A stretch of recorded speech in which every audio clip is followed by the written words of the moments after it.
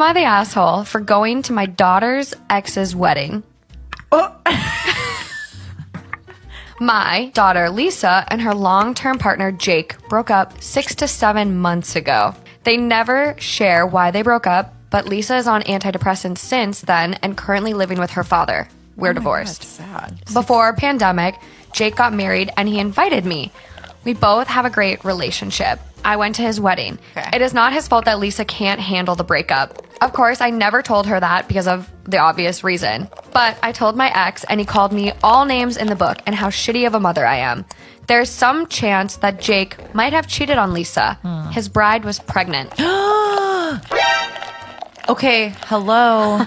What? I only knew this when I went there and saw her. Since then, it is bugging me whether I'm the asshole for going to his wedding. Yes. Yeah. Yeah. Yeah. Story time about why I beat up my best friend. So a little background information. Her and I had been best friends since we were in 7th grade. Her family was rich, mine was poor, and at first she was a really good friend. She was always there for me whenever I needed her. Until our freshman year of high school, which is when her and I started hanging out with boys. Now my mom was kind of strict. She wouldn't really let me hang out with boys, but her mom was more lenient about her hanging out with boys. Every weekend she would throw a party at her house. And she would throw them in her attic because one, it was huge, and two, her parents didn't give a fuck what she did up there. Anyways, she would always offer to do my hair and makeup before the party started. Which always made me really excited because I never really put any work into my physical appearance. Well, little did I know, the only reason why she would offer to do my hair and makeup at these parties was so that way she could make me look like shit in front of all the boys. So after that, I taught myself how to do my own makeup and do my own hair. Like for part 2. Part 2 about why I beat up my best friend. So like I said, I learned how to do my hair and makeup. And she went on vacation for like a month straight. Well, when she came home, she threw another party. And she was like, don't worry, after I'm done getting ready, I'll do your makeup and do your hair. And I was like, no, it's fine, I got it. She literally looks at me and she goes, are you sure? You don't really know how to do that. Like, it'll probably look really bad. And I'm like, why the fuck would you say that? She goes, no, like, I don't mean it to be rude. It's just that, like, I want you to look good in front of the boys and stuff like that. Like, sis tried to talk me into getting a shower for a full, like, 20 minutes. So after that, the whole night, she's literally being a pick-me girl. She's making all these comments about me in front of the boys. And I just keep brushing them off. Until her next party. We got ready and I put on these expensive shoes that I had just bought. And she goes, wow, you just like really like to copy my style, don't you? So she starts making comments that whole night about how my family's poor and stuff like that. And she threw up all over my shoes. So I dumped the trash can that everybody had threw up in that night on her. Punched her in the face. But like 2 months later, she came to my house and apologized. Story time about how I hooked up with my boyfriend's dad. Disclaimer, this is not my story time. It was sent to me on Instagram. My boyfriend's dad is an absolute DILF. He used to be a competitive bodybuilder and even did some modeling back in the day. Well, let's just say my boyfriend didn't turn out with the same looks. Don't get me wrong, my boyfriend is really sweet, but he's not the best looking guy. One of the reasons we started dating and I really liked him was because of how considerate and loving he was. We started off as friends and he would take me out to dinner, wine and dine me, eventually asked me to be his girlfriend and I said yes. We both come from wealthy families, and our families love the idea of us being together. Exactly a year ago, we moved in together, and he got a new job that required him to travel a lot. Well, he asked his dad to come check on me. So his dad would come over, we would watch movies, and just hang out. But one night we decided to do some drinking. I got super tipsy, and so did he. One thing led to another, and we ended up, And after that, we did it over and over. Of course, my boyfriend's dad felt super guilty, and so did I. I mean, he was cheating on his wife with me, and I was cheating on his son with him. Part 2 is up. Part 2 of how I hooked up with my boyfriend's dad. Disclaimer, this is not my story time. It was sent to me on Instagram. After my boyfriend's dad and I had hooked up a couple of times, of course, he felt really guilty, and so did I. We decided to end things cordially and never tell anyone about it. Fast forward to when my boyfriend comes home from his work trip. I had to pretend like nothing happened, but it was really hard because at this point I definitely caught feelings for my boyfriend's dad. I became really distant from my boyfriend and he started noticing. He also asked me one day if his dad came over to check up on me, which I said yes. After that, things were just not the same between my boyfriend and I.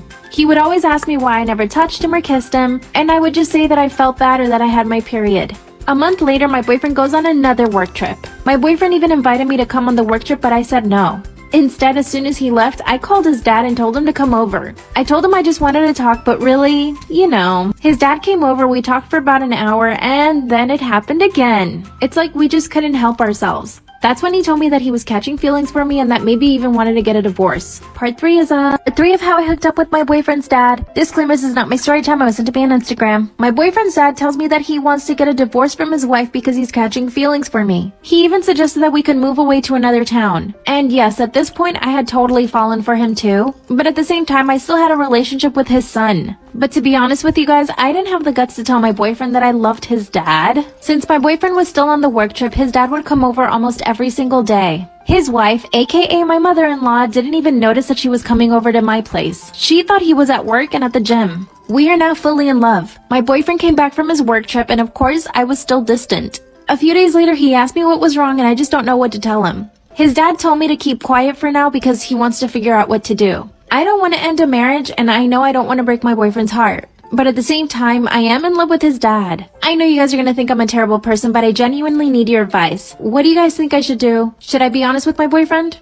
This is why you should never trust your friend if they tell you that their pet don't bite. Charla Nash would go over to her friend's house, Sandra, every now and then to watch over her 200-pound chimpanzee. Charla knew straight off the bat that she did not like that chimpanzee because it always scared her. There was even a time where the chimpanzee jumped on Charla's back and ripped out a chunk of her hair. Charla started crying, but her friend Sandra thought it was funny. Sandra would not be laughing at anything that chimpanzee did much longer after this day. One day, Charla gets a call from Sandra saying her chimpanzee wouldn't go back in the cage and she needed some help. Charla drove over there to help her friend, and immediately after, Sandra would have to call the police. By the time the police arrived, Charla was laying on the ground with half of her face eaten off, no jaw, her nose hanging from her face by a piece of her skin, and with both of her hands ripped off. This is what Charla looked like before her attack. Her entire face was mutilated after the attack, but since the photos are super graphic, they'll be posted on my Instagram story. Part 2 will include the unsettling phone call Sandra made to the police and how she described her friend getting eaten and ripped apart.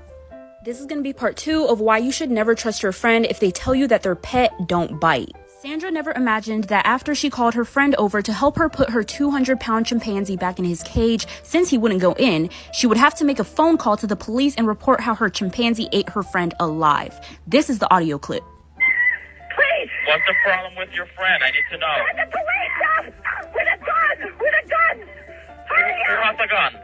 Please, hurry up! He's killing my girlfriend! What is the problem? He's killing my friend! Who's killing your friend? My chimpanzee! Oh, your chimpanzee is killing your friend. He ripped her apart! Hurry up! And she's dead. She's dead. Why are you saying that she's dead? She's dead. He ripped her apart. Charla actually ended up surviving. She was rushed to the hospital where they said she looked like she had gone through a meat grinder. Charla is very lucky to still be with us today. The most recent update about Charla is in her interview with Oprah that I have linked in my Instagram story. Yummy, yummy.